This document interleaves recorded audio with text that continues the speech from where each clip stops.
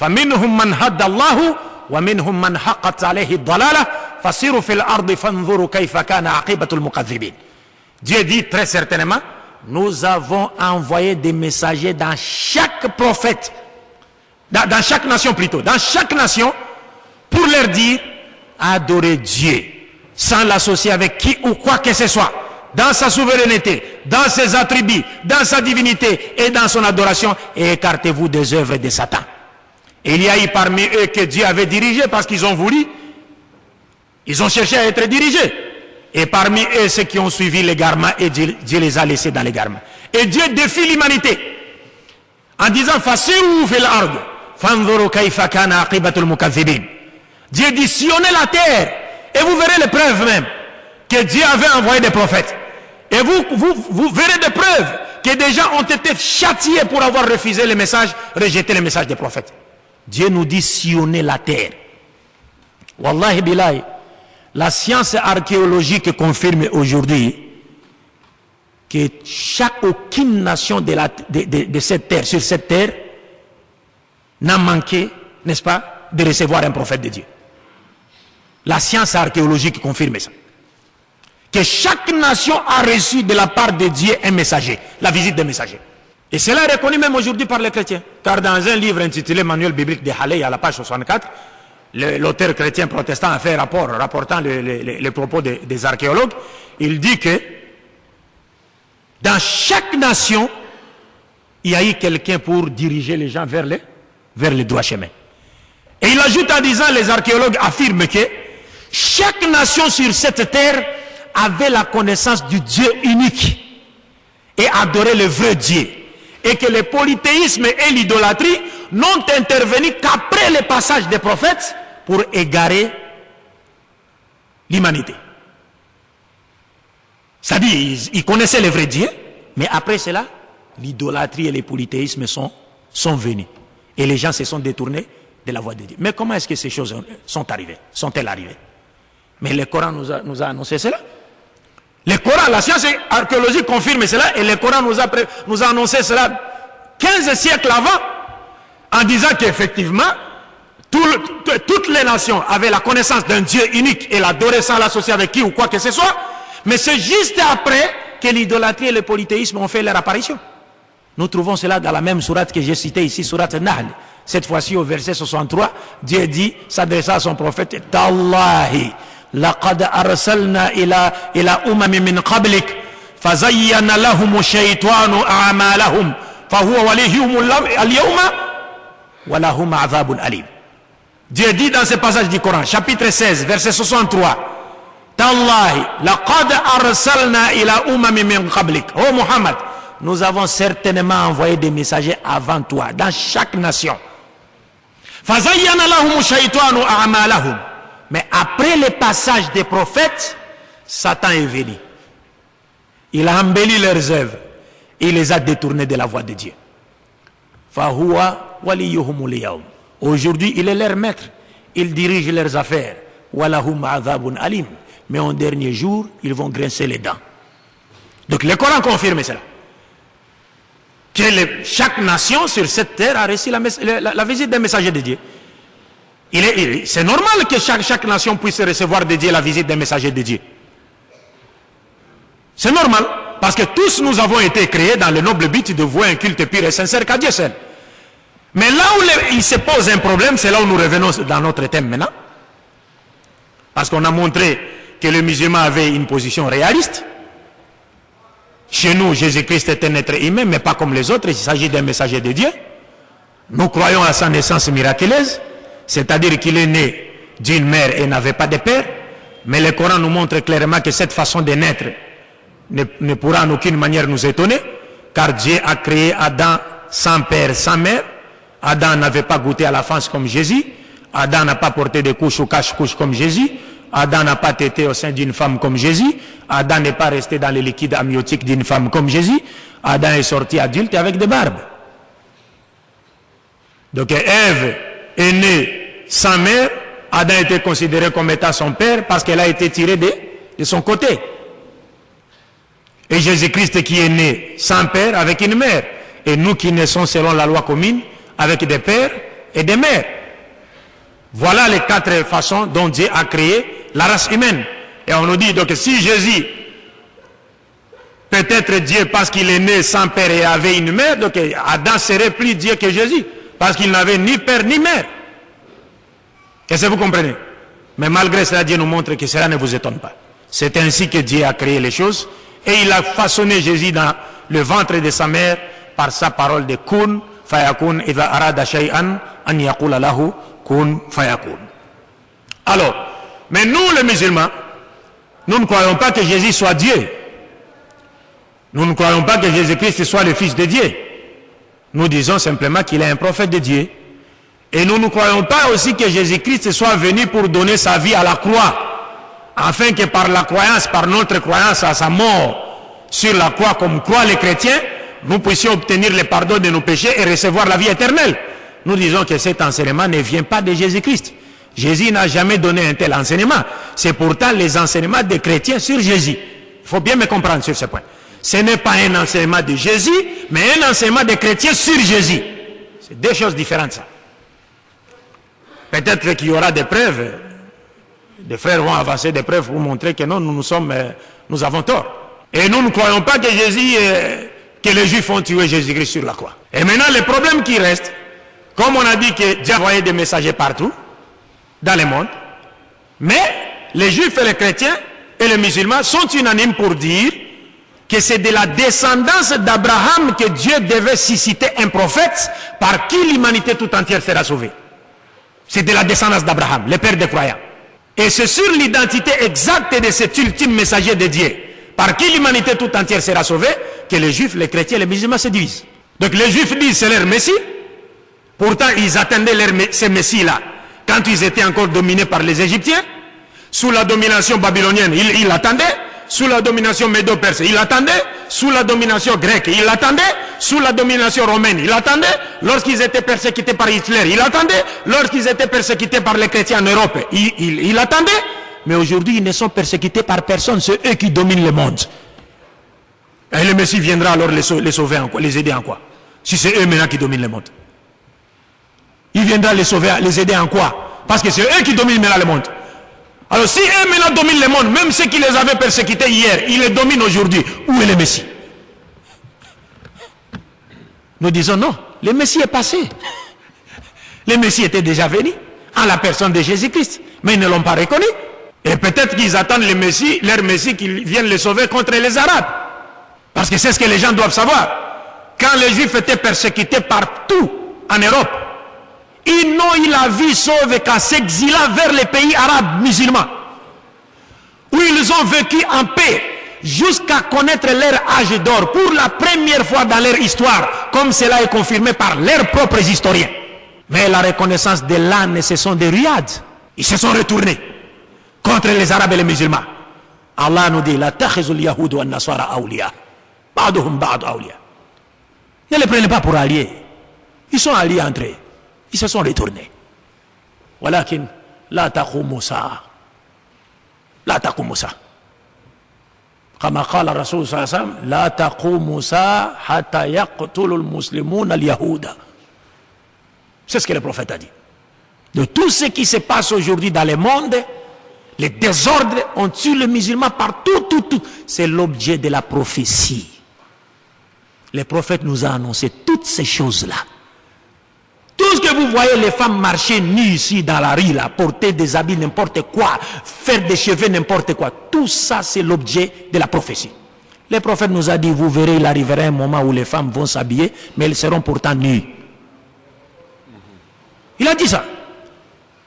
Vous verrez un moment où les femmes seront habillées, mais elles seront pourtant nues.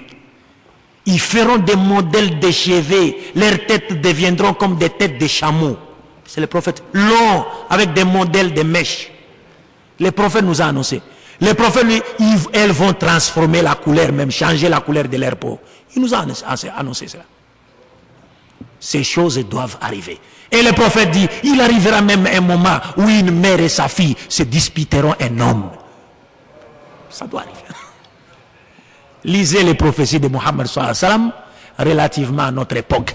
J'ai acheté un livre en Égypte en 3 volumes, Mu'jizatul Rasul sallallahu alayhi wa sallam, ma tahaqqaqa wa ma lam tatahaqqaq ba'd. Le prophète nous a annoncé sur toutes ces choses-là. Il nous dit où vous verrez les mosquées remplies. Les musulmans vont remplir les mosquées, mais sans droiture. Sans droiture. Le Coran sera lu, mais nous ne le mettons pas en pratique.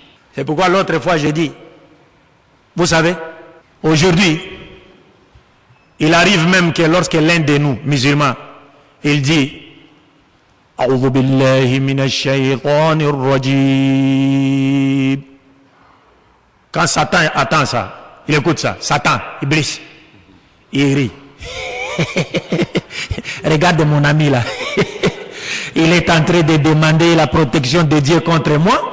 Pourtant, juste après sa lecture du Coran, je serai avec lui dans son coin, là où il va faire les zina. Donc, ta protection de Dieu contre Satan là, ne l'inquiète même pas. C'est de l'eau versée sur le dos d'un canard, mon frère. Satan s'en moque, quoi. Il se moque de nous. C'est pourquoi le prophète a dit encore dans un hadith,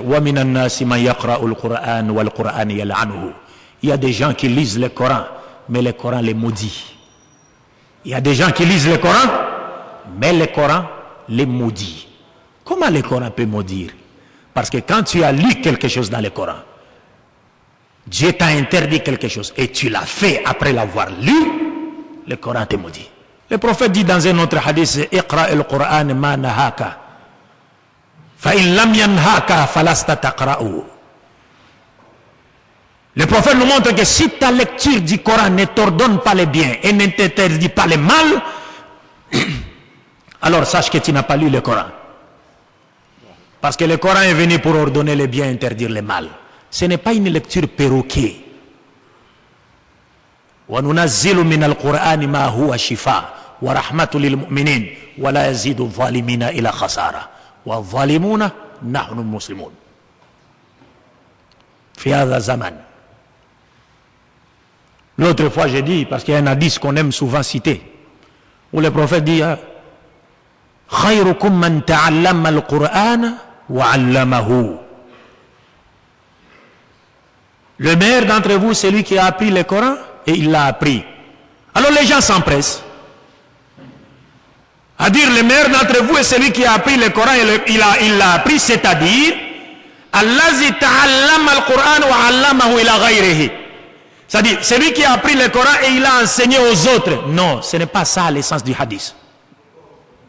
C'est pas ça l'essence du hadith. Ça c'est le deuxième sens du hadith, parce que le prophète dit le prophète, Dieu lui a donné l'éloquence.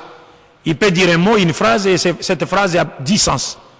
Mais le premier sens qui est visé par les hadiths, c'est lequel? خيركم من تعلم القرآن وعلمه أضمره يرجع إلى هذا الذي تعلم القرآن.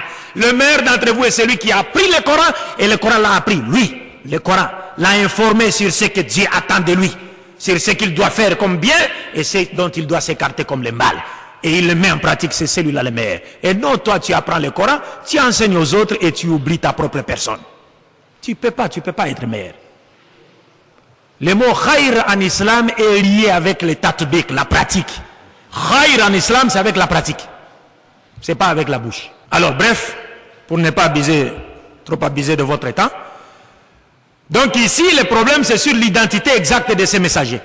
Donc les juifs disent, c'est leur messie. Et nous savons que le messie des juifs est déjà passé. Donc ils n'ont rien à attendre. Ils dominent déjà le monde. Et les chrétiens disent, non, ce messager est plutôt Jésus. Et les musulmans disent, non, ce messager est plutôt Mohammed. Mais qui dit vrai? Qui a raison? Nous avons cité une qaïda en disant, personne d'entre nous ne pourra être plus éloquent que Dieu, Jésus-Christ et Mohammed pour nous départager sur cette question.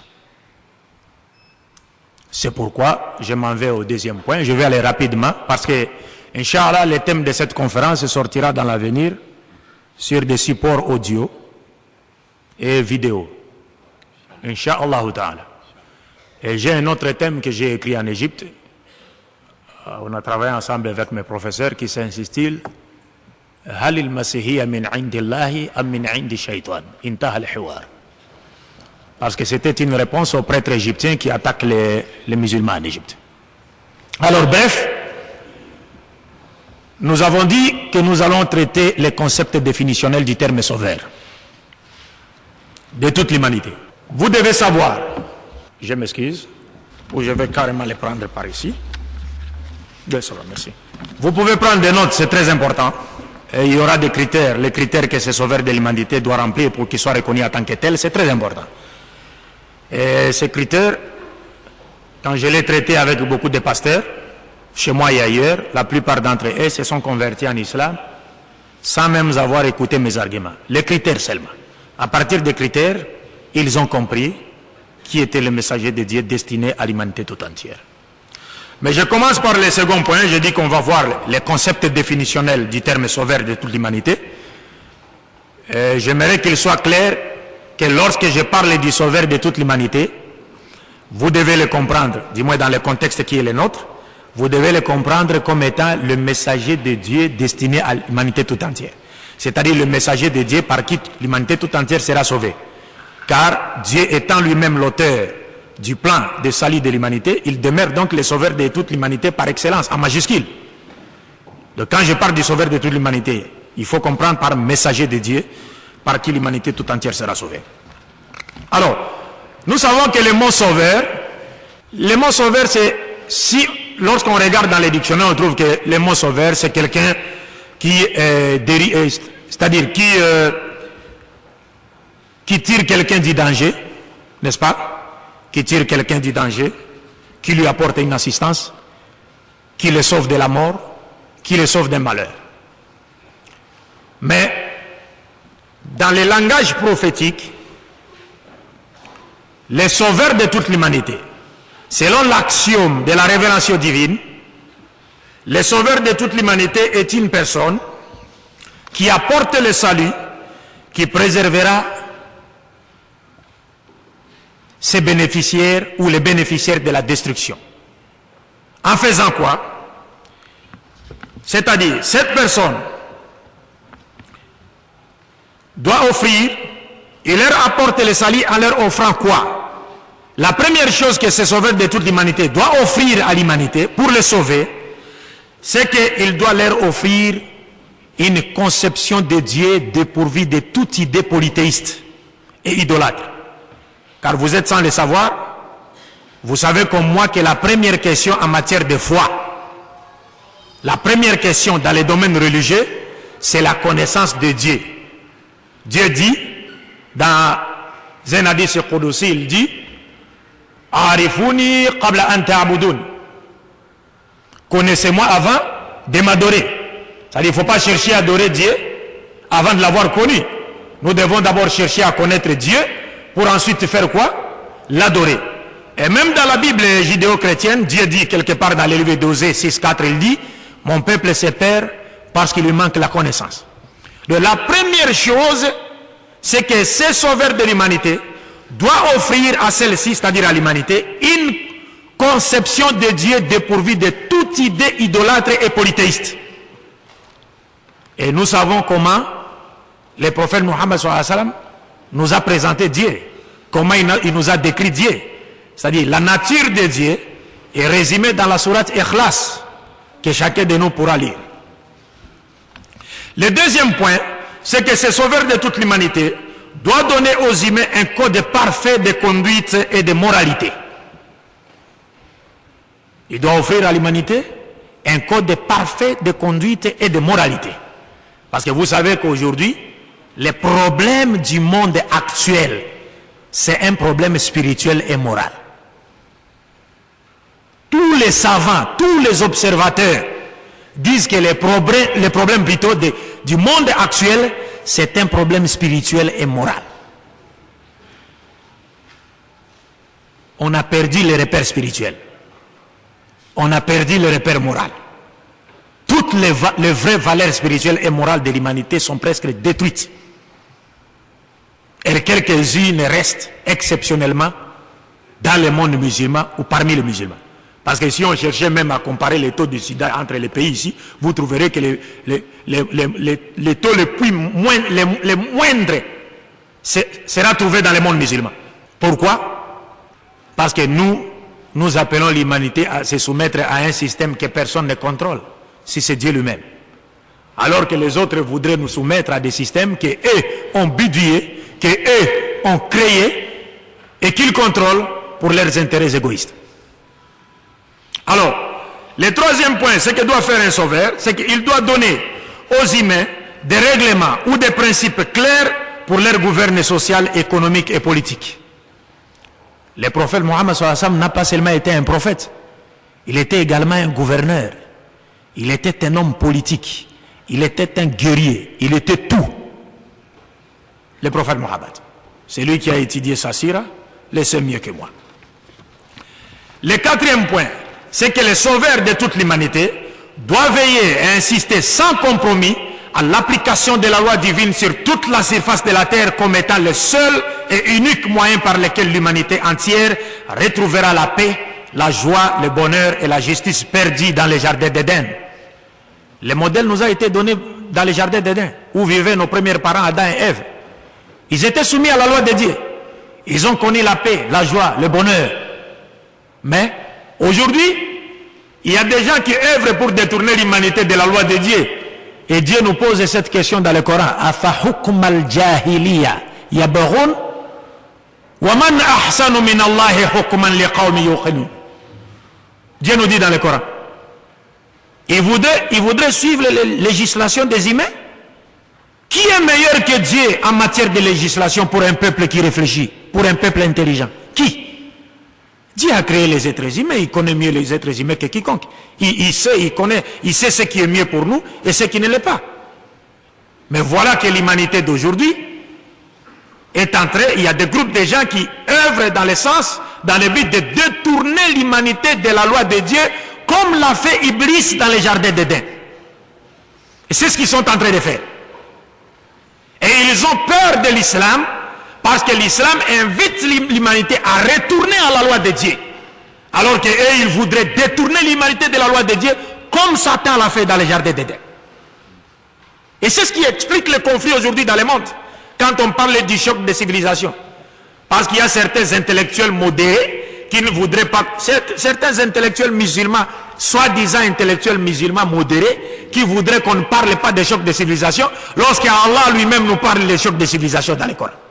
Il y a même certains intellectuels modérés en Europe à qui l'on a posé la question de savoir quel était leur avis sur la lapidation de la femme. C'était ça la question. D'abord, la question était mal posée. La lapidation de la femme. Est-ce que le Coran a-t-il recommandé que la femme soit uniquement lapidée? C'est cela? Et où est l'homme alors?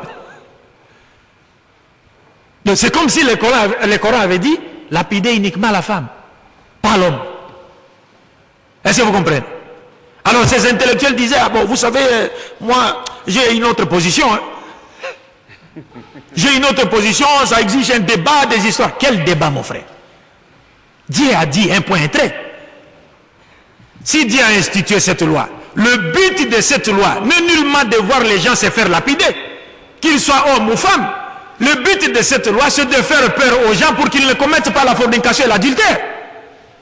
La loi ne concerne jamais les justes. La loi concerne seulement les injustes. Quand tu fais une gaffe, tu es frappé par la loi. Une fois, j'ai regardé à la télé des chrétiens qui quittaient une région du Nigeria. Ils s'exilaient ailleurs. Pourquoi? Parce que les musulmans auraient institué la charia. C'était à l'époque, ça fait longtemps. Alors on a interviewé un chrétien. On lui a posé la question de savoir pourquoi tu t'exiles ailleurs. Il a dit, mais non, les musulmans viennent d'installer leur charia. Nous ne pouvons plus vivre ici. Et moi j'ai dit, mais qu'est-ce qui se passe là? Parce que les musulmans là, qu'est-ce qu'ils ont dit? Si tu couches avec la femme d'autrui, on te tue. Si tu es un voleur et qu'il s'avère que tu es un voleur à droit, tu voles même si tu as de quoi à manger, mais tu continues à voler parce que c'est ta profession, on te coupe la main. Si tu fais ceci, on te tue. Mais toi, tu fuis quoi si tu n'as pas l'intention de voler? Toi, que nous aimons simplement parce qu'il est noir. Pas parce qu'il va aider l'islam ou faire quoi. Tous ils sont dans le même panier. Que personne ne vous trompe. Tous dans le même panier. Mais nous l'aimons parce qu'il est noir et que les noirs ont une histoire douloureuse aux États-Unis d'Amérique et Dieu a fait qu'il accède aux imams al-hukm. Alhamdulillah Rabbil Alamin. Dieu donne la royauté à qui le veut. Mais vous vous rappelez qu'il a proposé, il avait demandé au Sénat de voter le budget qu'il a proposé pour que le Sénat puisse adopter et voter ce budget afin de pallier au problème des Américains. Il a demandé qu'on lui donne combien? Vous vous rappelez? C'était combien? Rappelez-moi. Combien de milliards? Hein? Combien? 10 milliards. C'est pas 10 milliards, mon frère. 1000 et pas de 1000 aussi. C'est 700 milliards de dollars. Il y a eu 300 milliards qu'on a ajouté après. Mais il a soumis d'abord une demande de 700 milliards de dollars pour pallier au problème des Américains, pas au problème du monde entier. Mais wallahi billahi, mes chers frères, l'humanité tout entière est estimée aujourd'hui à 6 milliards d'individus. Prenez 700 milliards, divisez-les en 6 milliards. Chacun de nous aura combien? Takbir. Takbir. Wallahi billahi. Si le système des Occidentaux était là pour le bien-être de l'humanité, on n'aurait jamais entendu des gens mourir de faim sur cette terre. Jamais. Ça, c'est seulement l'argent pour aider les Américains. 700 milliards de dollars divisés par 6 milliards d'individus sur la terre. Chacun de nous aura combien? Maintenant, prenez l'argent des Chinois, l'argent des Saoudiens, l'argent des Croatiens, divisez ça. Chacun de nous aura combien? Vous comprenez cela?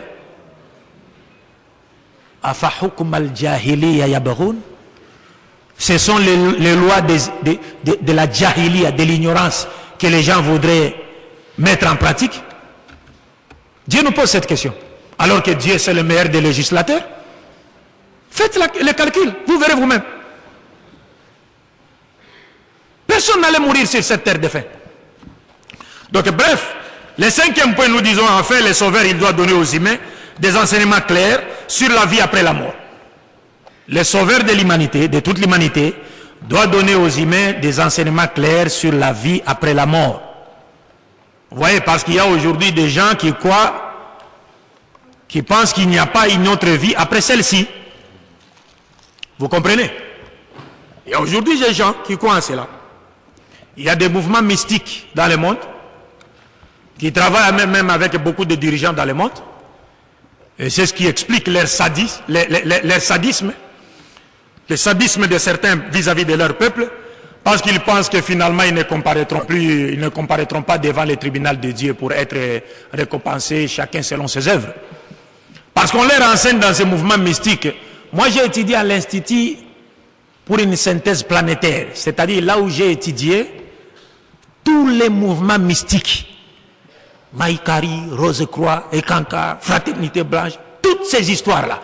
Parce qu'il n'est pas de mes habitudes de condamner les crocodiles avant d'avoir été à la rivière. Il faut aller à la rivière d'abord. Voyez les dégâts qu'est en train de faire le crocodile, là vous pouvez porter un jugement sur lui. Il ne faut pas seulement commencer à condamner quelqu'un comme ça et vous ne connaissez même, vous ignorez tout de lui, quoi. Donc j'ai étudié toutes ces choses-là. Et le centre a été fermé même le jour où mon ami, moi et mon ami, avons posé certaines questions aux responsables. 3 jours après, le centre a été fermé. C'était sur la question de la réincarnation. Donc bref, il y a des gens qui pensent qu'après cette vie, il n'y aura pas une autre vie. Par conséquent, ils ont le droit de commettre toutes sortes, de faire n'importe quoi sur cette terre, parce qu'ils pensent qu'ils échapperont au jugement de qui? Au jugement de Dieu. Alors, l'islam nous enseigne bien sûr qu'il y a une vie après cette vie, et Jésus-Christ également l'a enseigné. Et toute personne qui ne croit pas à une autre vie après celle-ci est comparable à un bébé qui est encore dans le ventre de sa mère. Vous savez, un bébé qui est dans le ventre de sa mère, si seulement on pouvait lui dire, toi petit bébé, sache que là où tu es, en dehors du ventre de ta mère, il y a une autre vie plus meilleure que celle que tu mènes là-bas. Est-ce que ce bébé nous croira? Est-ce qu'il nous croira? Mais quand il va sortir, est-ce qu'il aimerait encore retourner dans le ventre de sa mère? Personne. Parce qu'il va trouver que cette vie ici, que nous vivons ici, est plus meilleure que la vie dans le ventre de sa mère. De même, la vie du paradis est plus meilleure que la vie que nous menons ici. Parce que comme nous n'avons pas encore vu, nous sommes comme des bébés dans les ventres de nos mères. Parce que nous ignorons les réalités. Alors bref, je passe au troisième point rapidement pour finir. Le troisième point, nous avons dit les critères que ce sauveur de toute l'humanité doit remplir pour qu'il soit reconnu en tant que tel. Quels sont ces critères? Nous allons ici, nous avons sélectionné un certain nombre de critères qui sont en parfaite harmonie avec l'esprit téléologique de toute la révélation divine. Et sur base de ces critères, nous pourrons, Inch'Allah, répondre facilement à la question que nous nous sommes posée dans le cadre de cette conférence, à savoir, l'humanité sera-t-elle sauvée par Jésus-Christ ou par Mohammed? C'est-à-dire, nous saurons finalement qui de Jésus-Christ ou de Mohammed est le messager de Dieu par qui l'humanité tout entière sera sauvée. Le premier critère, c'est quoi? C'est très important. C'est là où je vous invite vraiment à prendre note. Le premier critère est le suivant. C'est-à-dire, pour que Jésus-Christ ou Mohammed soit reconnu comme étant le messager de Dieu envoyé à l'humanité tout entière, ou encore le messager de Dieu par qui toute l'humanité sera sauvée, Dieu qui les avait envoyés doit explicitement déclarer avoir envoyé Jésus-Christ ou Mohammed vers toute l'humanité. Vous m'avez compris? Parce que c'est Dieu qui les avait choisis, inspirés et envoyés. Donc il sait vers qui il les avait envoyés. Donc le premier critère, Dieu doit explicitement déclarer avoir envoyé Jésus-Christ ou Mohammed vers toute l'humanité. Le second critère est que Jésus-Christ ou Mohammed doit explicitement déclarer avoir été envoyé par Dieu vers toute l'humanité. C'est-à-dire lui-même. Parce que personne ne peut être plus éloquent que lui, que Jésus ou Mohammed.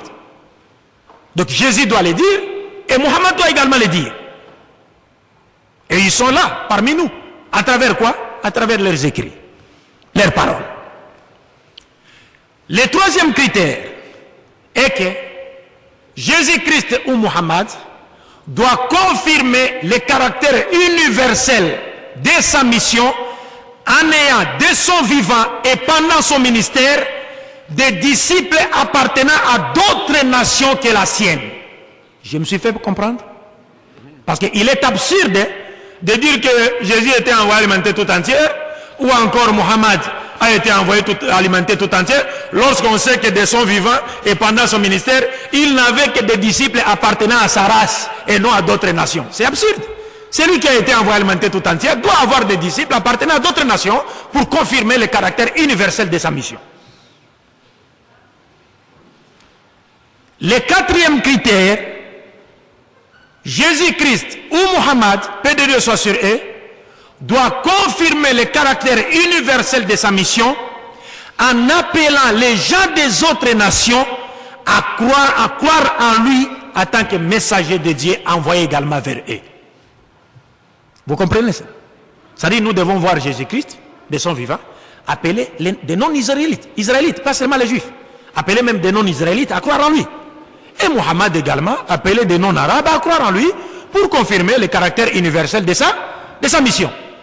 Et enfin, le dernier critère est que Jésus-Christ ou Mohammed doit affirmer le caractère universel de sa mission en établissant les critères, c'est-à-dire en mettant tous les êtres humains au même pied d'égalité, et cela en établissant un critère de noblesse aux yeux de Dieu, n'est-ce pas, que la raison raisonnante ne peut refuser. Vous m'avez compris? C'est-à-dire, il est absurde de croire aujourd'hui que Jésus-Christ a été envoyé à l'humanité tout entière ou encore Mohammed, si les deux n'ont jamais placé tous les êtres humains au même pied d'égalité. C'est-à-dire, par exemple, pour Mohammed, les Arabes sont supérieurs aux êtres humains. Ils sont plus valeureux, ils ont de la valeur que nous autres. Ou alors, pour Jésus-Christ, les Juifs ont plus de valeur que les autres êtres humains. Non. il doit mettre tous les êtres humains au même pied d'égalité en basant les critères de noblesse sur la piété. Vous m'avez compris? Ce sont là les 5 critères. Maintenant, on peut commencer avec le premier. Le premier est celui-ci. Dieu doit explicitement déclarer avoir envoyé Jésus-Christ ou Muhammad à l'humanité tout entière. Nous commençons avec le cas de Jésus-Christ, la paix de Dieu soit sur lui. Pour le cas de Jésus-Christ, tout lecteur de la Bible et du Saint-Coran sait qu'avant la naissance même de Jésus-Christ, sa mission a été annoncée à sa mère et le champ même de sa mission lui a été indiqué. Dans la Bible, je vais aller rapidement, vous les aurez Inch'Allah en détail sur les supports audio, vidéo, visuels Inch'Allah dans l'avenir, sur le plein à Dieu. Dans le livre de Jérémie chapitre 31, versets 31 à 34, Dieu avait prévu de conclure une nouvelle alliance avec les enfants d'Israël. Après que la première ait été abolie, parce que l'alliance que Dieu avait conclue avec les enfants d'Israël à travers Moïse, dont la Torah a été le livre garantissant cette alliance, avait été abolie par les enfants d'Israël à cause de leurs péchés. Et Dieu, par sa grâce, a voulu conclure de nouveau une autre alliance avec les enfants d'Israël. Et cette fois-ci, le messager de cette nouvelle alliance n'était plus Moïse, comme dans l'ancienne alliance, mais plutôt Jésus-Christ. Et dans ce passage de Jérémie, Dieu nous montre clairement qu'il conclura une nouvelle alliance avec les 2 maisons d'Israël, c'est-à-dire la maison de Juda au sud et la maison d'Israël au nord. Parce qu'après la mort du roi Salomon, fils de David, paix de Dieu soit sur lui, le royaume d'Israël s'est scindé en 2 parties. Le royaume du nord qu'on a appelé Israël, qui avait pour capitale la Samarie, et le royaume du sud qu'on a appelé Juda et qui avait pour capitale Jérusalem. Et Jésus-Christ a vécu au sud. Donc Dieu a dit, je ferai une nouvelle alliance, je conclurai une nouvelle alliance avec les 2 maisons d'Israël. Et le messager de cette nouvelle alliance, c'est bien Jésus-Christ. La paix de Dieu soit sur lui. Donc il a été annoncé cela dans la Bible.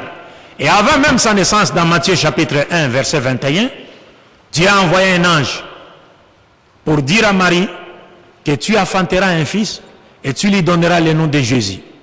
C'est lui qui sauvera son peuple de ses péchés. Il sauvera le peuple, son peuple, le peuple de Dieu, de ses péchés. Quel peuple? Matthieu chapitre 2, verset 6, toujours dans le Nouveau Testament, on nous indique le peuple en question en nous disant, et toi Bethléem, tu n'es certes pas la moindre parmi les principales villes de Juda, car de toi sortira un chef qui paîtra Israël, mon peuple. Donc le peuple dont il est question, c'est Israël, et cela a été annoncé à Marie avant même la naissance de Jésus-Christ. Et le champ de la mission de son fils lui a été clairement indiqué comme quoi il était prophète de Dieu aux enfants d'Israël. Lui-même Jésus-Christ est venu. Dans le Coran, nous voyons cela. Dans la sourate Zukhruf, il y a un verset qui m'échappe un peu. Je pense au verset, est-ce qu'un cheikh peut me rappeler ce verset? Sourate Zukhruf, in huwa illa abdun an'amna alayhi wa ja'alnahu mathalan li bani Israël. Dieu dit, Jésus-Christ n'était autre qu'un serviteur de Dieu, à qui il a doté du bienfait de la prophétie, et il a fait de lui un prophète pour les enfants d'Israël. Et dans la sourate Imran, chapitre 3, versets 49 à 50, Dieu nous montre clairement, parlant de Jésus, il dit, wa rasulan ila bani Israël. Donc il est le messager de Dieu aux enfants d'Israël. Ça c'est la part de Dieu. Et Jésus-Christ lui-même dans le Coran, il dit, wa idha qala Isa ibn Maryam, ya bani Israël, inni rasulullahi ilaykum, musaddiqan lima bayna yadayya min at-tawrat, wa mubashiran bi rasulin ya'ti min ba'di, ismuhu Ahmad. Jésus dit, s'adressant aux enfants d'Israël, ô enfants d'Israël, je suis le messager de Dieu envers vous. Donc Dieu l'a envoyé vers les enfants d'Israël. Dans la Bible comme dans le Coran, Dieu affirme avoir envoyé Jésus-Christ exclusivement aux enfants d'Israël. Maintenant pour le cas de Mohammed, qu'a dit Dieu? Dieu parlant de la mission de Mohammed, il dit, wa ma arsalnaka illa rahmatan lil alamin. Ô Mohammed, nous ne t'avons envoyé que comme une miséricorde pour tout l'univers. Pas seulement pour toute l'humanité, même tout l'univers, c'est-à-dire même pour les animaux. Parce que Mohammed sallallahu alayhi wa sallam est le seul prophète qui a défendu les droits des animaux. Le seul prophète. Même les musulmans ignorent ce que le prophète a dit des animaux. Et c'est pas cette femme-là en France, comment on l'appelle encore, Brigitte Bardot. Lorsqu'elle voit les musulmans égorger les moutons pendant le pèlerinage, oh non, ils sont très mauvais, très méchants, ils tuent les animaux. Mais est-ce que c'est toi qui les avais créés? Mais le prophète a défendu les animaux. Jusqu'à ce qu'il a interdit aux musulmans de s'asseoir sur un animal s'il ne se déplace pas. C'est-à-dire quand tu as par exemple ton cheval ou ton âne et que tu arrives quelque part, tu veux parler avec des gens et que tu vas prendre par exemple 30 minutes, les prophètes te conseillent de redescendre, de descendre, de laisser l'animal respirer. Tu vois ça? Il te conseille de descendre. Et il nous interdit de laisser un animal sous le soleil. Je le vis ici au Mali, partout mon frère. C'était terrible. Vers Tombouctou, là-bas, Djenné, ainsi de suite. Non, c'est terrible. C'était pas l'islam ça. Le prophète nous a enseigné toutes ces choses-là. Il a donné des enseignements sur l'environnement, beaucoup de choses. Bref, donc wama arsalnaka illa rahmatan lil alamin. Oh Muhammad, nous ne t'avons envoyé que comme messager, comme miséricorde pour tout l'univers. Et dans un autre passage, Dieu dit encore, toujours dans le Coran, chapitre 34, verset 28, si je ne m'abuse, Dieu dit wama arsalnaka illa kafatan linnas bashiran wa nadhira walakinna akthara an-nasi la ya'lamun. Donc c'est comme aujourd'hui. Les adeptes d'autres confessions religieuses ou courants religieux qui n'ont pas encore reconnu, qui n'ont pas encore crié à Muhammad, ils font simplement partie de ces groupes de gens qui ne savaient pas. Walakinna akthara an-nasi la ya'lamun. Oh Muhammad, donc oh Muhammad, nous t'avons envoyé à la totalité des êtres humains comme annonciateur d'une bonne nouvelle, le paradis, avertisseur d'un châtiment, l'enfer de Dieu. Mais cependant, la plupart des gens ne le savent pas. Je vais aller rapidement. Le deuxième point, c'est que Jésus-Christ lui-même, ou Muhammad, paix de Dieu soit sur eux, doit confirmer le caractère universel de leur mission en déclarant clairement avoir été envoyé par Dieu vers toute l'humanité. Lorsqu'on regarde le cas de Jésus, on trouve que même dans la Bible, Jésus-Christ, dans Matthieu chapitre 10, versets 5 à 7, il a choisi ses 12 apôtres. Et vous savez quel est l'ordre qu'il leur avait donné après les avoir choisis? Il leur avait dit ceci: n'allez pas chez les païens, n'entrez pas chez les Samaritains, mais allez plutôt chercher les brebis perdues de la maison d'Israël. Il les interdit formellement d'aller vers les non-israélites et même de rentrer chez les Samaritains qui étaient leurs voisins, des voisins. Et il dit, en chemin, guérissez les malades, purifiez les lépreux, ressuscitez les morts et dites-leur que le royaume des cieux s'est approché. Regarde ça. Les apôtres vont, ils guérissent les malades. Est-ce que les païens n'avaient pas de cas de maladie? Hein? Est-ce que les païens n'avaient pas de cas de maladie? Ils avaient des cas de maladie à guérir. Ils avaient des cas de lépreux à purifier. Ils avaient des cas de morts à ressusciter. Mais Jésus-Christ leur dit, n'allez pas chez les païens, n'entrez pas chez les Samaritains. Laissez leurs malades et leurs morts. Allez plutôt chercher les brebis perdues de la maison d'Israël. Que cet enseignement ne vous étonne pas. Parce que c'est ce que font les Occidentaux. Après avoir créé un conflit en Afrique, ils viennent récupérer leurs ressortissants. Vous savez qu'est-ce qu'ils font? Vous savez ce qu'ils font? C'est la même chose. C'est-à-dire après avoir créé un conflit militaire en Afrique, parce qu'ils vivent des conflits, vous voyez, c'est-à-dire ils vous poussent vers le conflit et le gouvernement achète des armes l'opposition également, les rebelles achètent également les armes, et on se font la guerre, on s'entretue, on détruise nos infrastructures sociales, et puis après la guerre, qu'est-ce qu'ils font? Ils nous proposent une dette que nous ne saurons jamais rembourser. Nous acceptons la dette pour reconstruire le pays, et comme nous ne pouvons pas rembourser cette dette, et des fois même ils poussent les dirigeants à bouffer l'argent pour qu'ils ne remboursent plus la dette. Et donc, si nous sommes en position de ne plus rembourser la dette, ils nous imposent leur volonté politique. Ils nous imposent leur volonté politique. Donc, après avoir créé un conflit militaire en Afrique, quand ils viennent récupérer les ressortissants, vous savez ce qu'ils font? Ils ne prennent aucun Africain. Même s'ils viennent aussi au Mali. Que Dieu éloigne la guerre du Mali. Qu'il fasse que ces pays vivent dans la paix. Mais quand ils viennent en Afrique, Wallahi Billahi, un Africain peut pleurer et faire couler même du sang. Il va rester là. Nous sommes venus récupérer les Français. Tu n'es pas français. Mais tu n'es pas français. Nous sommes venus récupérer les Américains. Messieurs, ils laissent les Africains là. Et c'est ce qui est dit ici. N'allez pas chez les païens. N'entrez pas chez les Samaritains. Allez plutôt chercher les brebis perdues de la maison d'Israël. Guérissez les malades parmi les Israélites. Purifiez les lépreux parmi les Juifs. Ressuscitez les morts juifs. Ça c'est Jésus. La paix de Dieu soit sur lui. Il n'a pas tort de le dire. Parce qu'il a Warasulan, il a banni Israël. Il n'a pas tort. Parce qu'il a été envoyé aux enfants d'Israël. Alors, dans un autre passage de la Bible, il dit, Matthieu 12, 24 à 26, à partir de 21 même jusqu'à 26, il y avait une femme samaritaine, cananéenne plutôt, qui n'était pas israélite, qui avait une femme possédée par un démon, et plutôt une fille possédée par un démon. Jésus fouillait les Juifs qui cherchaient à les faire mourir. Il a quitté sa patrie, il s'est exilé, il est parti se cacher dans un territoire païen. La femme a entendu parler de Jésus. Elle est partie le voir. Elle lui a dit, maître, ma fille est tourmentée, sérieusement tourmentée par un démon. Sauve-moi. La Bible nous dit, Jésus ne lui répondit pas un mot, parce que Jésus était en train de marcher avec ses apôtres.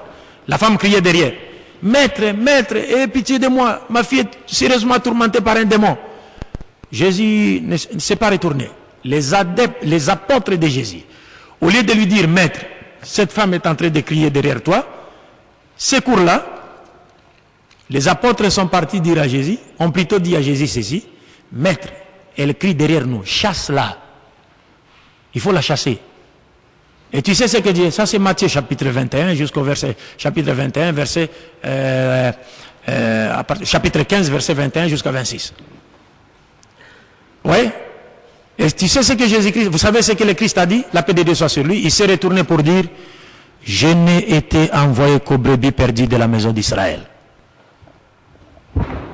Je n'ai été envoyé qu'aux brebis perdues de la maison d'Israël.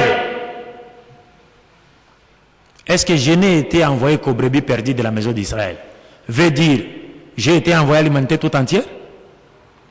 Mais il y a des frères chrétiens, quand ils voient cette parole, ils disent, mais non, oui, c'est ça, mais il fallait qu'ils commencent d'abord avec les enfants d'Israël, puis après passer vers nous, quoi.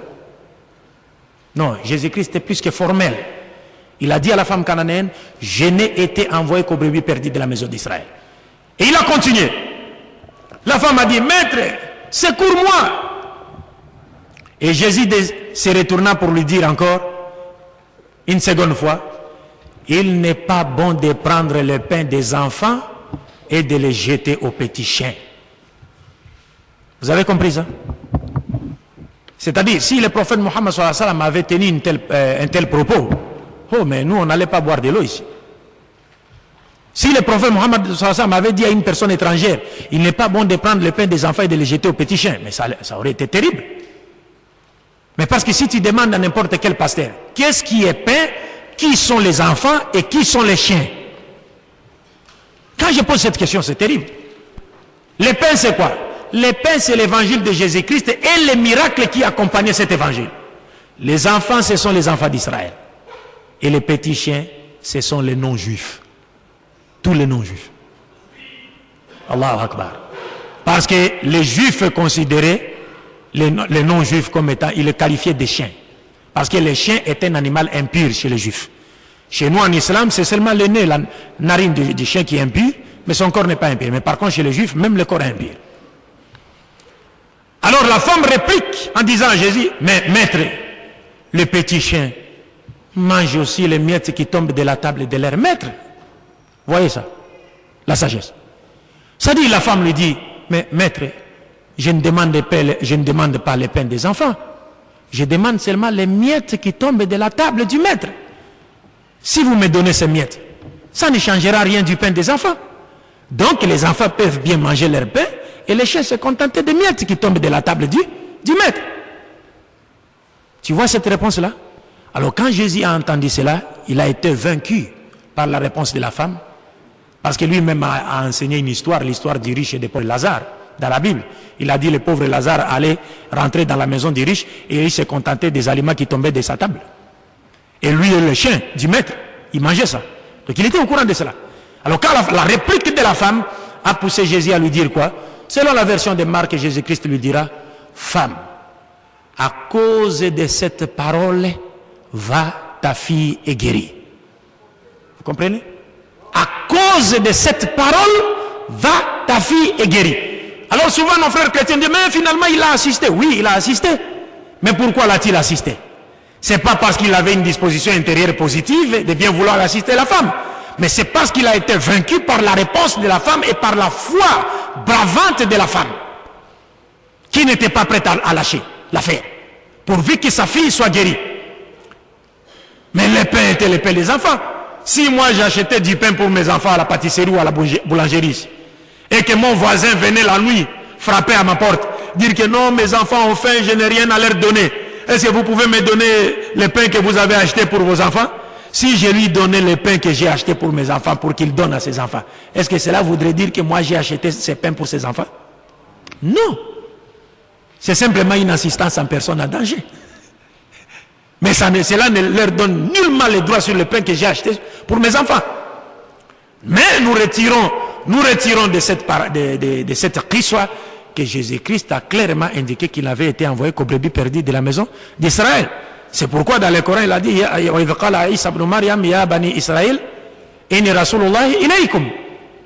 il a dit que je suis le messager de Dieu envoyé vers vous. Je dois vraiment me résumer à l'extrême, hein, pour qu'on finisse, quoi, parce que même ma conclusion, je ne sais pas si je vais bien la tirer. Et comme c'est la première fois que je prenne la parole devant un auditoire malien, j'avais cette soif-là. C'est pourquoi je frappais un peu par-ci par-là, quoi. Il y a des balles perdues. Donc le Coran confirme cela, que Dieu a dit qu'il n'avait envoyé Jésus qu'aux enfants d'Israël. Et Jésus lui-même confirme dans la Bible comme dans le Coran qu'il n'a été envoyé qu'aux brebis perdues de la maison d'Israël. Maintenant, Mohammed sallallahu alayhi wa sallam, qu'est-ce qu'il dit de sa mission? Il est dit dans le Coran, Dieu lui dit, Qul ya ayyuhan nasu, inni rasulullahi ilaykum jami'a. Oh, vous les êtres humains, je suis le messager de Dieu envers vous tous. C'est Mohammed qui dit. Jésus a dit, il n'a été envoyé qu'aux brebis perdues de la maison d'Israël. Mohammed dit, j'ai été envoyé alimenter tout entier. Sur le cas de Jésus, Dieu dit, je l'ai envoyé aux enfants d'Israël. Sur le cas de Mohammed, Dieu dit, il a envoyé Mohammed alimenter tout entier. Et Mohammed sallallahu alayhi wa sallam ne s'arrête pas là, il ajoute, il dit, Bu'istu ila nasi kafa, al-ahmar wal-aswad. J'ai été envoyé à la totalité des êtres humains, au blanc comme au noir. C'est le prophète qui le dit. Et il dit, Kana nabiyyu yub'athu ila qawmihi khasatan. Wa inama ana bu'istu ila nasi ammatan. Le prophète dit, tous mes prédécesseurs, tout prophète envoyé avant moi n'a été envoyé qu'à son peuple. Mais par contre, moi, j'ai été envoyé à la totalité des êtres humains. Ça, c'est Mohammed qui parle. Donc, les choses sont plus que claires. Le troisième critère, rapidement, parce que je laisse d'autres hadiths à côté. Le troisième critère, nous disons, Jésus-Christ, ça c'est le quatrième. Jésus-Christ ou Mohammed doit confirmer, c'est le troisième, hein? Jésus-Christ ou Mohammed doit confirmer le caractère universel de sa mission en ayant de son vivant et pendant son ministère, en ayant dans son entourage de son vivant et pendant son ministère des disciples appartenant à d'autres nations que la sienne. Mais je pense que sur ce point, il n'y a pas de commentaire. C'est vraiment non comment. Parce que Jésus-Christ, la paix de Dieu soit sur lui, depuis Genèse jusqu'à l'Apocalypse, dans les livres des chrétiens, il n'a jamais eu un disciple appartenant à une autre nation que la nation juive. Nulle part. Il n'a jamais eu de de disciples non israélites. Nulle part jusqu'à la fin des temps. Mais par contre, Mohammed sallallahu alayhi wa sallam, ça ne demande même pas un commentaire. Vous vous rappelez vous-même de notre frère Bilal, les Noirs. Il avait un disciple noir, il avait un disciple perse, il avait un disciple romain, il avait des disciples venant d'Inde. Non seulement il avait des disciples appartenant à d'autres races, mais il leur avait dit que je suis le messager de Dieu envoyé à toute l'humanité. Il n'y a pas de commentaire. Alors nous passons au quatrième critère. Le quatrième critère, c'est que Jésus-Christ ou Mohammed doit confirmer le caractère universel de sa mission en appelant les gens des autres nations à croire en lui. Ici encore, c'est sans commentaire. Jésus-Christ n'a invité aucune personne dans toute la Bible à croire en lui en tant que messager de Dieu, envoyé également aux non-israélites. Ça n'existe nulle part. Jésus a rencontré Pilate face à face. Il a parlé avec Pilate. Il ne l'a pas invité à croire en lui. Il a rencontré Hérode. Il ne l'a jamais invité à croire en lui. Mais Muhammad sallallahu alayhi wa sallam n'a rencontré ni Pilate, ni Hérode, et moins encore l'empereur romain. Mais il a cependant écrit des lettres et envoyé à l'empereur romain un message pour lui dire que je suis le messager de Dieu envoyé à l'humanité tout entière. Il lui envoie un message, il envoie un message à l'empereur perse, il envoie un message au roi d'Égypte en leur disant je suis le messager de Dieu envoyé à l'humanité tout entière. Pourtant ces gens n'étaient pas avec lui à la Mecque, mais Jésus était avec eux en Palestine. Mais il ne leur avait jamais dit cela. Mais Mohammed qui n'a jamais été avec eux, il leur avait envoyé un message, les invitant à croire en lui en tant que dernier messager de Dieu envoyé à l'humanité tout entière. Le dernier point, et il convient, je vais ajouter quelque chose, parce qu'il y a des frères chrétiens qui disent, mais non, ouais, mais si Jésus-Christ n'a pas invité quiconque à croire en lui, mais il a néanmoins envoyé ses apôtres, aller prêcher son évangile aux uns des autres nations. Je vous dis et je leur ai dit, qu'il n'y a pas un seul verset de la Bible, du moins pour ceux dont les paupières de discernement ne dorment pas, qui dit que Jésus-Christ avait envoyé ses disciples aller prêcher l'évangile aux autres nations, à d'autres nations que la nation juive. Il y a des versets que les chrétiens citent, mais tous les chrétiens qui citent ces versets-là, ils n'en connaissent jamais le sens. Et cela a été le cas de beaucoup de pasteurs qui m'ont rencontré lors de mes multiples conférences débats. Il y a des versets dans la Bible où Jésus dit à ses disciples, allez dans toutes les nations, faites des hommes, des disciples, en les baptisant au nom du Père, du Fils et du Saint-Esprit. D'ailleurs, vous allez voir que dans la Bible même, il y a des savants chrétiens qui vous disent même la partie au nom du Père, du Fils et du Saint-Esprit n'a jamais figuré dans les textes originaux. Ça, c'est un premier point. Et puis nous allons peut-être essayer de traiter cela. Mais aller dans toutes les nations, est-ce que voudrait dire qu'il les a envoyés à aller prêcher son évangile vers aux autres nations? Nous verrons la suite de la mission des apôtres et s'ils ont respecté cet ordre de Jésus en prêchant l'évangile aux gens des autres nations. Vous verrez cela. Mais ce verset a un sens et le sens n'a rien à voir avec l'évangélisation des autres nations. Inch'Allah ta'ala. Donc le dernier critère, je termine en disant que Mohammed, ou Jésus-Christ ou Mohammed, paix de Dieu soit sur eux, doit confirmer le caractère universel de sa mission en plaçant les êtres humains au même pied d'égalité, en établissant un critère de noblesse basé sur la piété. Car il est pratiquement impossible ou absurde, il est inconcevable qu'on puisse dire de Jésus-Christ ou de Mohammed qu'il a été envoyé à l'humanité tout entière si l'on sait qu'il a élevé son peuple au détriment des autres peuples. Un messager de Dieu qui a été envoyé à l'humanité tout entière ne peut en aucune manière élever une autre nation au-dessus des autres nations. Il ne peut en aucune manière élever une race au-dessus des autres races. Il ne peut en aucune manière élever un peuple au-dessus des autres peuples. Pas du tout. Parce que lui, il est pour tout le peuple. Messager de Dieu. Jésus-Christ l'a fait? Pas du tout. La preuve est que ce que nous avons cité avant. Nous avons dit, il a donné cet ordre à ses apôtres en leur disant, n'allez pas chez les païens, n'entrez pas chez les samaritains, mais allez plutôt chercher les brebis perdues de la maison d'Israël. Et il leur avait enjoint de guérir leurs malades, de purifier leurs lépreux et de ressusciter leurs morts. Pourtant, les Israélites n'étaient pas les seuls à avoir les cas de maladies à guérir et de lépreux à purifier ou des morts à ressusciter dans la région. Il y avait des païens qui avaient ces cas-là. Mais ils n'avaient pas reçu de Jésus l'ordre d'aller les guérir ou les purifier ou encore ressusciter leurs morts. Et ce qui est grave encore, vous verrez, on va terminer bientôt, Inch'Allah, vous verrez que à l'époque de Jésus-Christ, la paix de Dieu soit sur lui, le temple de Jérusalem, qui existait à l'époque de Jésus, était divisé en quatre grandes parties. Il y a une partie centrale qu'on appelait Débir. Cette partie a été en forme cubique, comme la Kaaba. C'est comme la Kaaba, cubique. Il y avait une pierre au milieu. Par contre, dans la Kaaba, il y a une pierre dans l'angle. Mais à Jérusalem, la pierre était au milieu et il mettait la Torah de Moïse dessus. Mais à l'époque de Jésus, la Torah n'était plus là, on ne la mettait plus là-bas. Parce que d'abord, la Torah a été brûlée, puis elle a été réécrite par après. Et il y a des parties qui se sont égarées, quoi. Il mettait la Torah là. Alors cette partie s'appelait Débir. Personne n'est rentré dans cette partie-là si ce n'est les grands prêtres. Et il le faisait seulement une fois par an. Et quand il rentrait dans la salle de Débir, on lui attachait une corde au pied. Parce que s'il faisait seulement une erreur à l'intérieur, Dieu le tuait sur place. Et personne ne pouvait rentrer à l'intérieur aller récupérer son corps. Donc il va falloir faire quoi? Le tirer à l'aide de cette corde.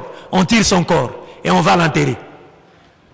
Parce que Dieu chez les Juifs, il frappait directement. Pas il frappe.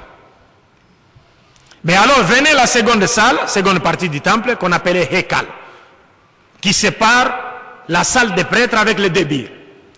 Et après cela venait la salle des prêtres, les chiours, les cheikhs juifs.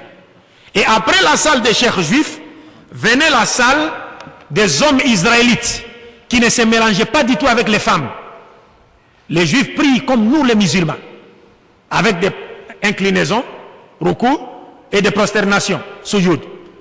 Des fois, quand je fais des débats avec mes frères chrétiens, je leur demande, écoutez, si vous me montrez seulement un seul verset dans la Bible, où un prophète de Dieu a prié assis sur une chaise, je vous promets de devenir, je vous promets non seulement de devenir un chrétien, mais je vous promets également de porter une croix qui pèserait 20 kilos en cuivre, en signe de ma conversion au christianisme. Mais il n'y a pas un seul verset. Vous comprenez? Donc, là maintenant, quand je lance ce défi, en montrant que tous les prophètes de la Bible priaient comme les musulmans. Ils enlevaient les chaussures, faisaient les ablutions comme nous, ils priaient avec des rukus, prosternations comme nous. Il n'y a pas un seul prophète qui a prié sur une chaise. Alors, maintenant à cette époque-là, donc là, au temple maintenant de Jérusalem, qu'est-ce qui s'est passé? Après la salle des hommes, venait la salle des femmes israélites qui ne se mélangeaient pas aussi avec les hommes. Mais à l'époque, il y avait des Israélites, des non-Israélites, avant même que Jésus ne vienne, qui avaient embrassé la religion juive. Tout comme aujourd'hui, nous trouvons des non-juifs qui ont embrassé le judaïsme. Ça existait avant Jésus. Parce que Dieu avait dit à Moïse et à Salomon, j'ai vu que parmi les gens des nations, il y a des gens qui voudraient m'adorer et s'écarter des idoles. Alors s'ils veulent m'adorer, ils peuvent m'adorer, mais à une seule condition. Qu'ils se fassent circoncire, les chitanes, et puis qu'ils s'abstiennent de consommer des aliments impurs, dont les porcs et les autres viandes. Ils peuvent m'adorer. Mais qu'est-ce qui s'est passé? C'est-à-dire, les gens qui se sont convertis au judaïsme, là, avant que Jésus ne vienne, ils n'avaient pas droit de pénétrer dans les temples. Et quand Jésus est venu, il a trouvé ces gens-là. Et vous savez qu'est-ce qui était écrit? En sortant du temple, il y avait une balustrade de pierre, comme une petite clôture comme ça. Un peu basse, n'est-ce pas? Et sur cette balustrade de pierre, il était écrit, il est strictement interdit à toute personne n'appartenant pas aux 12 tribus de la maison d'Israël de pénétrer dans les temples de Jérusalem sous peine de mort. C'est-à-dire tout étranger, même s'il s'est converti au judaïsme, il ne pouvait pas pénétrer dans les temples. Or Jésus prêchait tous les jours dans les temples de Jérusalem, comme nous dit la Bible. Il voyait ces gens-là, il voyait ce qui était écrit, mais Jésus ne leur avait jamais dit non, non, non, non, non, non, détruisez cette balustrade ici. Pourquoi vous les mettez, vous les écartez des juifs? Et vous, les païens convertis au judaïsme, rentrez dans les temples, nous allons tous prier dans les temples, car nous sommes tous au même pied d'égalité aux yeux de Dieu. Il n'a jamais fait cela. Le seul prophète derrière qui toutes les nations ont prié, sans distinction de race et de langue, c'est bien Muhammad sallallahu alayhi wa sallam. Ils ont prié dans une mosquée, en une même langue, en regardant vers la même direction, en récitant, en prononçant les mêmes paroles et en exécutant les mêmes mouvements, c'était seulement derrière Muhammad sallallahu alayhi wa sallam. Et c'est lui, Muhammad sallallahu alayhi wa sallam, qui vous dit, Ya ayyuhan nasu, inna rabbakum wahid, wa inna abakum wahid. Allah, la fadl al-arabi ala ajami, wala li-ajami ala al-arabi, wala al-aswad ala al-ahmar, wala al-ahmar ala al-aswad illa bitaqwa, wa khayrukum inda Allahi atqakum. Le prophète nous dit, oh vous les êtres humains, votre Seigneur est un Allah, votre Père, de qui vous descendez tous mathématiquement, Adam est un. L'arabe n'est pas supérieur à un autre être humain, ni un autre être humain supérieur à un arabe, ni un noir supérieur à un blanc, ni un blanc supérieur à un noir que par la piété. Le meilleur d'entre vous est celui qui craint Dieu le plus. Il dit dans un autre hadith, Inna Allah la yanzuru ila suarikum wa amwalikum la bal yanzuru ila madha ila qulubikum wa a'malikum. Dieu ne regarde jamais vos visages. Il ne regarde jamais ce que vous possédez comme richesse. Mais Dieu regarde plutôt vos cœurs. Et il regarde vos œuvres. Donc bref, j'ai voulu conclure d'une manière longue, mais comme on a pris assez de temps, et que nous n'avons pas suffisamment de temps, pour conclure comme je l'ai prévu, je pense qu'il devient clair pour toute personne en possession de ses facultés mentales et dont les paupières de discernement ne dorment pas, que Dieu lui-même a clairement confirmé dans le Coran comme dans la Bible qu'il n'avait pas envoyé Jésus-Christ vers l'humanité tout entière, mais qu'il avait plutôt envoyé Mohammed vers l'humanité tout entière. Et nous avons vu que Jésus-Christ lui-même a déclaré avoir été envoyé par Dieu uniquement aux enfants d'Israël et non à l'humanité tout entière. Par contre, Muhammad sallallahu alayhi wa sallam a explicitement déclaré avoir été envoyé par Dieu à l'humanité tout entière, et il a défié même en disant que tous ceux qui l'ont précédé n'ont été envoyés qu'à leur peuple respectif. Et nous avons vu que du vivant de Jésus-Christ, il n'a jamais eu de disciples appartenant à d'autres nations que la sienne. Il n'a eu de disciples qu'israélites. Et il n'a jamais appelé un non-israélite à croire en lui. Par contre, Muhammad sallallahu alayhi wa sallam a invité les gens des autres nations à croire en lui, et il avait clairement dit qu'il était le messager de Dieu envoyé à l'humanité tout entière. Et nous avons vu que Jésus n'a jamais invité quiconque à croire en lui parmi les gens des nations, mais Muhammad sallallahu alayhi wa sallam a envoyé des messages à des gens, aux gens qui étaient plus loin de l'Arabie, pour les inviter à croire en lui en tant que messager de Dieu envoyé à l'humanité tout entière. Et enfin, nous avons vu que Jésus-Christ n'a jamais établi les critères de noblesse basés sur la piété en mettant tous les êtres humains au même pied d'égalité à son époque. Déjà, même après son départ, ses apôtres ont continué à croire que les Juifs étaient supérieurs aux autres êtres humains, et les preuves sont dans la Bible. Mais par contre, Muhammad sallallahu alayhi wa sallam est venu, il a placé tous les êtres humains au même pied d'égalité, et il a montré que le meilleur d'entre nous est celui qui craint Dieu le plus, simplement parce que c'est Muhammad sallallahu alayhi wa sallam qui est le seul messager de Dieu ici de la descendance d'Abraham qui a été envoyé à l'humanité tout entière. En d'autres termes, l'humanité tout entière ne sera sauvée que lorsqu'elle acceptera Muhammad sallallahu alayhi wa sallam et acceptera de vivre sous la loi apportée par ses prophètes Muhammad sallallahu alayhi wa sallam. J'ai dit